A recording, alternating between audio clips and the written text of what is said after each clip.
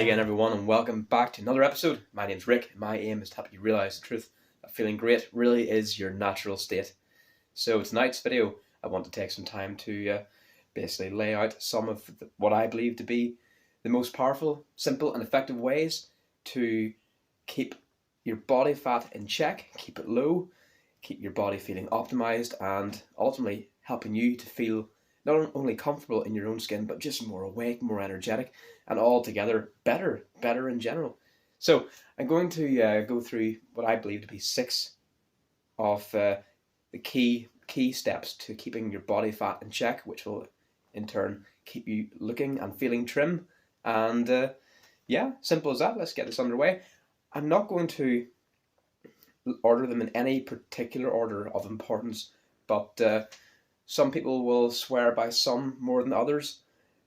I find them all to be much of a muchness in terms of effectivity, but you can draw your own conclusions whenever you think about them yourself or whenever you execute them yourself in your own daily life. Anyway, the first one I would like to mention is cold showers. Cold showers are a fantastic way of literally melting body fat off you. For a long time, basically all my life, my body fat was usually around 9 to 11%, usually closer to 9%. After 1 year of doing cold showers, last time I measured it, which was a few weeks ago, it was between 7 and 7.5%, and I didn't really change anything, apart from maybe eating slightly less, possibly over the last few weeks, but then your body fat wouldn't change by a full 1.5% or so over a few weeks. But I can attribute that, attribute that almost entirely to cold showers, because essentially what it does is it causes a thermogenic response. Basically, your body starts shivering to generate heat. Now, whenever that shivering occurs, that's actually burning calories throughout all the muscles in your body. So essentially, you're ramping your metabolism up, which is what you're doing. Ramp your metabolism up, burn more calories. Where does the energy come from? Body fat. So very, very simple, powerful way of doing that, and you can do that by turning the shower down cold in the morning. You don't really have a fully cold shower. I mean, unless you're a glutton for punishment, maybe enjoy that, but have a regular warm shower. Last 60 seconds, 90 seconds, even 30 seconds. Just turn it all the way down. Simple as that. And watch the fat just melt off and you'll feel totally awake as well. It's fantastic. Couldn't recommend it enough. Anyway, moving on from that, my second top tip for burning body fat is breathing. Simply breathing. By instilling or incorporating a breathing routine into your daily practices, it can not only waken you up, help you meditate, bring about a sense of calm, presence, and clarity of mind because you're oxygenating your brain and everything else. What it does is, well, I've already mentioned it, it calms you down. And whenever you're calm, you're basically flushing out cortisol or the stress hormone from your body system. And whenever you do that, you're helping your body to let go of excess body fat. Because whenever your cortisol levels, chronic or stress hormone levels are chronically elevated, that promotes fat retention, particularly in the midriff area, your lower abs, where most people tend to accumulate fat first and foremost. So whenever you breathe deeply, helps lower your stress hormone levels and lets the fat melt away. Anyway, moving on.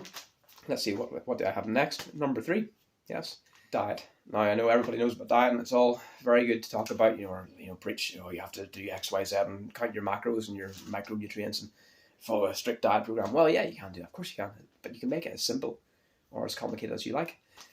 The way I like to see it is, now there are a lot of things you can say to this, but I want to keep it really simple. So what I recommend is, first of all, you can reduce your calorie intake or your caloric intake.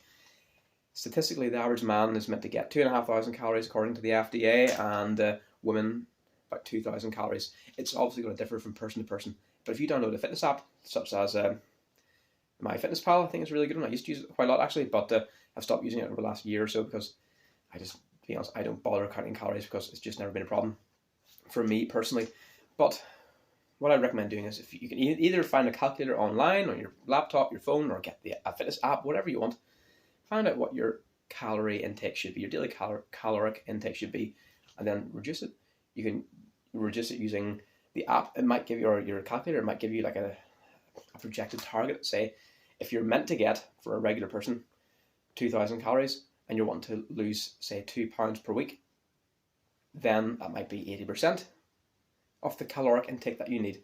So the calculator will be able to tell you exactly what percentage reduction you should make to get whatever goal, or to hit whatever goal it is you're looking to hit. So reducing calories is a great way of burning body fat.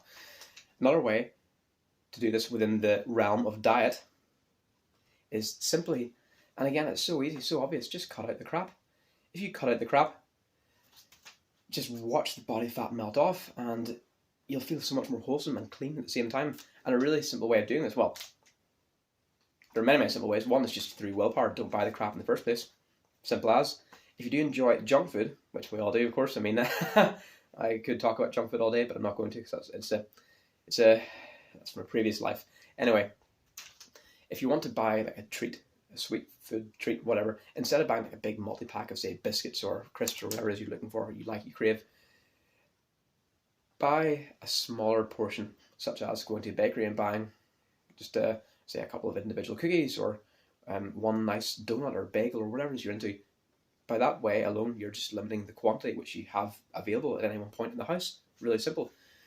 And another great thing to keep in mind whenever you're buying food in the shop is remember the term green claw. So by green claw, it's a guide as to what you can buy, or if you should buy if you want to stay natural, healthy, organic, whatever. So green basically means anything from the earth in terms of fruit or veg. Is it natural? Is it a green food? So fruits, vegetables, nuts, things like that there. Anything from nature. Claw, on the other hand, is anything from an animal. Be it milk, eggs, meat, honey from bees, things like that there. Very simple. Green claw, it's a great tool just to remember whenever you're shopping. Another really top tip, frequency of eating. You see, a lot of the time now people just eat not out of need or necessity, but out of habit. We feel like we have to just nibble on something, or if we have a craving, we just give into it. It's all too easy just to give into it. When years ago in our hunter-gatherer days, we would only eat maybe once a day or once every couple of days. We had to be able to fast to survive going longer extended periods of time without eating, because, well, we didn't know where the next game was going to come from. So it was in our best interest to be able to survive extended periods of time without eating. Whereas today, I mean, food is everywhere. Food is basically on tap, pardon the pun. Well, was it a pun? Maybe. Anyway, not the point. The point is, if we're constantly eating, our digestive system is constantly working overtime, which stresses the system, and ultimately makes it less efficient than what it would be otherwise. So what happens, all this excess energy, this excess sugar that we intake, it gets converted to fat and is stored as glycogen, stored in the muscles, stored on top of the muscles, stored throughout the body as bad, metabolically inert white fat. Whereas what we want is metabolically active brown fat, which basically keeps us warm and supplies energy. Whereas white fat is basically, it's just crap. It just takes up space. It doesn't do anything except make us less healthy and encourage risk of stroke, coronary heart disease, atherosclerosis, and many, many other medical ailments. Anyway, so as for diet, simple as that. Reduce calorie intake, keep the food nice and natural, green claw, off the earth, off animals, things like that there. And also frequency, reduce your frequency of eating. It can be once every 8 hours, maybe once every 6 hours, but you have defined windows where you're eating and not eating. It just gives your body a time to settle, bring the blood sugar levels down, which in turn will reduce the chances of getting or developing diabetes over time, and also will help control your body fat as well by reducing excess sugar and fat intake. Anyway, moving on. Now this will also fall under the diet category as well. Protein, fat, and sugar are three big macronutrients. Sugar, also known as carbs, obviously. Simply as this: you want high protein, you want high fat, low sugar. If you have high protein, high fatty foods, you will feel fuller for longer, therefore you're less inclined to snack.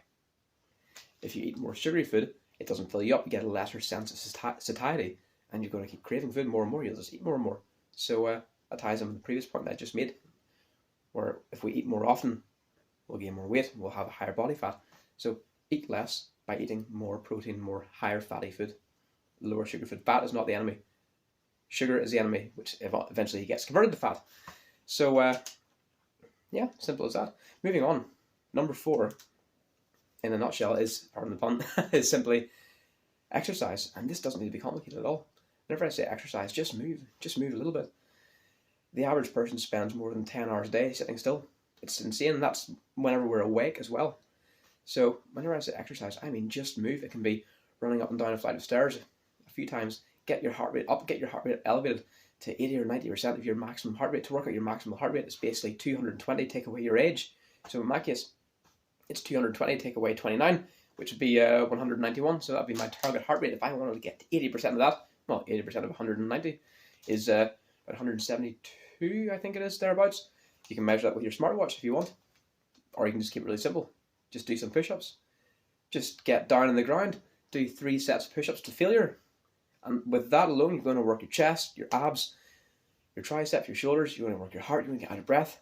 If you can do push-ups every day and you can do a full body weight push-up and do it for reps and you do it consistently, you're going to see a heck of a change. And you don't even have to leave the comfort of your own home. Your living room, just do it wherever. Just do it right now. Honestly, simple as that. Doesn't need to be complicated. The more exercise you do on top to stack with it, it could be, body weight squats, or have a weight, like a goblet squat where you hold a kettlebell and you're just doing a squat like this here.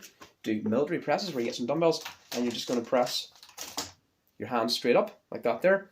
There's an infinite number of sources of guides for exercises everywhere, online, on your phone, YouTube. Well, if it's online, basically, everywhere online, there's a massive supply of exercises. So lack of information it's just not an excuse anymore. Anyway, that's enough about that there. So honestly, exercise, just keep it simple. A few minutes a day, get yourself out of breath. It'll pay dividends in the future, I promise, I guarantee it. And finally, fifth point I want to make today is it's simply sleep. And we all know sleep is fantastically important, which it is. It's so good. Some people love it. Some people hate it as well. I have a love-hate relationship with it. I really enjoy it because I have awesomely vivid dreams every night, mostly. But then at the same time, I feel like I'm losing a lot of time as well. It's basically a third of your life gone. And that can be a hard pill to swallow whenever you think that you're actually losing a third of your lifespan on sleep. But at the same time, if we didn't sleep, we'd go insane because it revitalizes us mentally, physically, emotionally, spiritually, and in other ways which we can't even begin to imagine. So whenever you optimize your sleep by having a dedicated, specific routine or sleep cycle, you'll sleep more deeply. Whenever you sleep more deeply, your stress levels will fall, cortisol falls. So as I mentioned earlier, less cortisol, less fat retention. You also improve your metabolic rate as well whenever you sleep deeply. Therefore, you're going to be burning more calories, and you're generally going to feel more active whenever you get a good sleep as well. So the next day, if you're more active or you have more energy, you can be more energetic and you can do more training if you want to train, or you just move a bit faster throughout the day. Whenever you move a bit faster, you burn more calories. So there's a massively powerful compounding effect whenever you do all of these things together in terms of just melting body weight, body fat, improving your energy levels, your sense of wellness, well-being, ultimately making you feel absolutely fantastic. So just do it. Just pick 1, 2, 3, or all of the things which I talked about in this video and just start implementing them into your lives and watch the results manifest, well, before your eyes, in the mirror, pretty much. So anyway, that's enough today from me, I believe, and I hope you gain some degree of value from this video today. If you have any thoughts, comments, or suggestions, please post away, as always, in the comment section below. If you think I could have added something or made something a bit better, or if you have any questions, definitely post away. And as always, thanks again for watching. All the best, and take care.